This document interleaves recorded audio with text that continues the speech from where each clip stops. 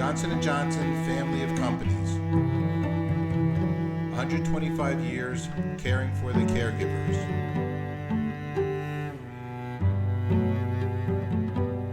Well, he used to, like if he's just meeting you, sometimes he'll say, what kind of car do you have? He used to say, what kind of car do you have? To everyone.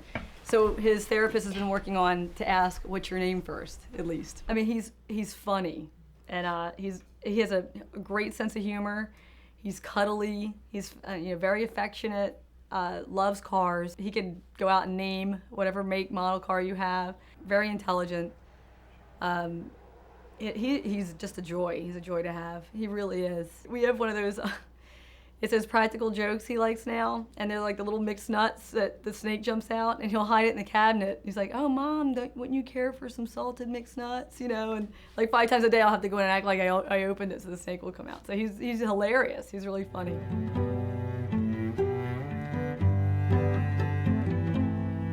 He was diagnosed when he was 2. My mother-in-law noticed a speech delay, but I didn't notice a speech delay because he could say words, but what I realized later on is that he could say words, but you'd never hear them again. The speech therapist said he was autistic.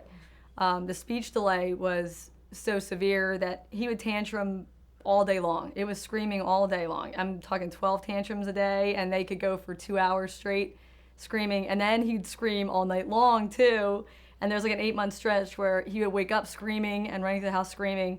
My husband will say it was the worst, the worst year of his life, just taking turns. But my husband, I don't think I would have made it without him, because just being able to see when you've had enough and just being there for that 8 months. And then when the sleep got resolved, you felt like you could take on the world then when you could sleep all day. It just seemed like everything else was just gonna come. Once he got language, that's when the tantrum started to slowly diminish. Because if you can imagine being in a world where you can't say anything and nobody can hear you, and you're trying to get your point across and you just can't verbalize. So once he got language, the tantruming stopped.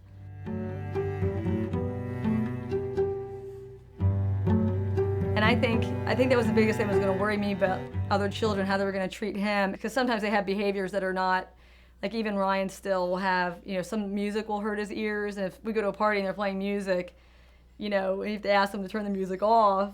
They're like, well, why do we have to turn the music off? Like, was it every song? Or why is it just that song? They don't understand, so you have to keep explaining. Actually, it's funny because I thought the bullying would be the hardest. Now, he's got kids that really, really don't like him. They sense something's different about him, and won't like him.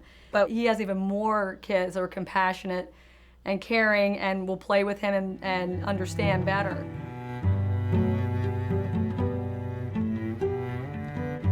Actually, I have to say, it is stressful, because if he gets overstimulated, like he's processing everything in the room and it's magnified to him, everything's magnified. So you have to be able to be flexible with your day. He might be able to do a whole day at an amusement park, let's say, but then if you could tell, I can tell when he's starting to crash, he's starting to crash, so I'll take him for a walk and we'll give him that time. So you have to be flexible, and you have to be very patient too. But other than that, he can do all the work the other kids can do. Might take him a little bit longer to kind of get focused, or if he's a little overwhelmed, the kind of stuff, but he can do all the work the other kids can do. If you could see him at 2 and see him now, it's just my my bathing suit. You want your bathing suit? Yeah. Well, why don't you play the cars for a few minutes, and when we're done, we'll see if we can go in the pool. I was talking to my older son yesterday, and he said, Mom, what's your dream? What's your dream? And I said, cure for autism, of course, And my older son said, well, I don't think I want Ryan to be cured of autism.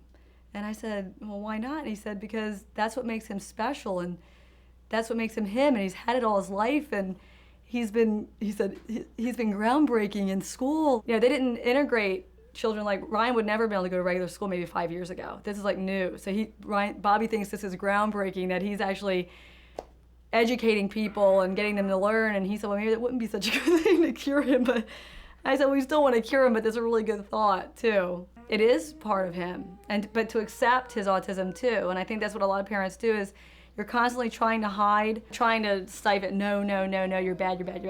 That's just telling a child they're bad. What you're doing is strange. What you're doing is, not normal. And you have to kind of get past that and be okay with where he is right now. and be okay of where his future will be, not worry about it so much, like when I'm gone and, you know, what's going to happen to him when I'm gone, because I think he's going to be just fine. I really do. He's going to be just fine.